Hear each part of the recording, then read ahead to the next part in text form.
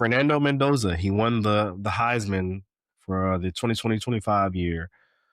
He started his career as a two-star prospect out of Miami. He initially planned on starting his collegiate football journey at Yale in the Ivy Leagues, Mhm. but he got a late offer from Cal. He played there for a few years, and he actually, left Cal uh, with the highest, record of I think highest career completion percentage at 66.4. So, I mean, he was He left it lighting it better up than he there. found it. Yeah, exactly. He teamed up with Kurt Signetti and his brother, who was already at Indiana, and the rest has just been history. Um, what we saw there this year, instant success. In his first and only season as the starter for Indiana, Mendoza completed a perfect 13-0 regular season, leading the Hoosiers to their first Big Ten conference championship since 1967. And they're the number one overall college football playoff seed going into the playoffs this year. Wow. So Very impressive. Yeah, very very impressive. impressive, right? So let's talk about the numbers a little bit here. I mean, he finished, the Heisman campaign of the 2025 season with, I think, 2,980 passing yards and a national best 33 passing touchdowns to just 6 interceptions. He also had 6 rushing touchdowns, so pretty impressive. Didn't make many mistakes. He wasn't just throwing it down there willy nilly. Mhm. Like he protected the ball very well. In Very terms of, calculated. yeah, in terms of the Heisman connection, he became the seventh transfer quarterback to win the Heisman Trophy in the last 9 years. That just speaks to the evolving dynamic of college football right now. It's crazy. Um, Mhm. it's perfectly capturing that landscape. I guess, Yeah. who yeah, that 7th transfer court, who else comes to mind? I guess Joe Burrow comes to mind, he transferred. Mhm. Um, who else won it? Anyway, we don't have to go into that, but, Aaron, yeah, I think that's a very fair choice. I mean, Fernando Mendoza had a great year. What was his Heisman moment for you this year? Sure. I mean, the thing that really, drew my attention to him this year, because Indiana, I mean, for me at first, they were just going to be one of those Big Ten teams that were going to do what they do until they face a dominant team like an Oregon or Ohio State.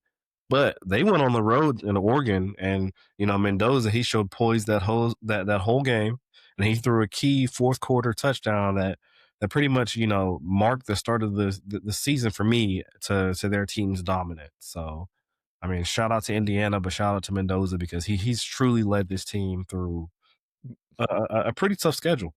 Yeah, for me, very similar story. Like on the road, that game at Penn State. I understand Penn State went through what it did this season, but like for him to be able to, like Penn State was about to win, right? And so you can imagine what that environment was like. But he, like, boy, was he was just on point every play. That was, to me, that was like, it wasn't one moment. It was that Heisman drive, really. That I was like, totally understandable, like why this guy earned it. Yeah, no, fair, fair. So, I mean, there are some other good candidates up there in the top five, top 10. Would you have picked Fernando as your Heisman if it came down to your choice? Yeah, I mean, if I was a ballot sender person, I think they get three choices. Fernando would definitely be in my top three. I think maybe I'd go Jeremiah Love number three, Fernando number two, maybe Diego number one. Diego just had a more dynamic play style, I think, which I personally like. So that might be just a personal choice. But I think the key thing that you said, he has a national best 33 passing touchdowns, only 6 interceptions. Not sure what Diego's number was, but if you're the Heisman has become a quarterback award. Let's just face it. But if you've got the highest numbers for the most passing touchdowns and you're 13-0, like your team is there, the number one team, the Big Ten champ because of you, then you've earned it. Yep. What about you? Would you have picked him? Um, yeah, it's hard to say, that he's not in my top two. Maybe like, it's hard to argue he's not one in any case scenario because he's got his team to the top.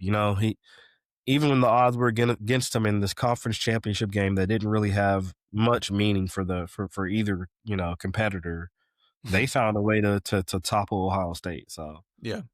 yeah, Aaron, I went back in our notes to find like who were our Heisman candidates.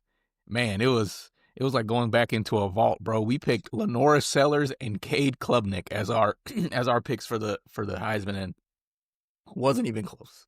Was it? We yeah. had high hopes for those guys. Hey, But that just goes to show like the final four that made it, right? Like what a season, you know? They were completely off everyone's radar, and they ended up becoming the nation's, four of the best. I do want to mention in 2024, those picks were not crazy, right? These guys that come off electric seasons, Clemson made the playoffs, South Yeah. Carolina was on the bubble, but it just goes to show with the dynamic and how it changes every year, you have to be ready to battle every year and bring your A game because teams are going in the portal and getting better every single year. Yep. Yep.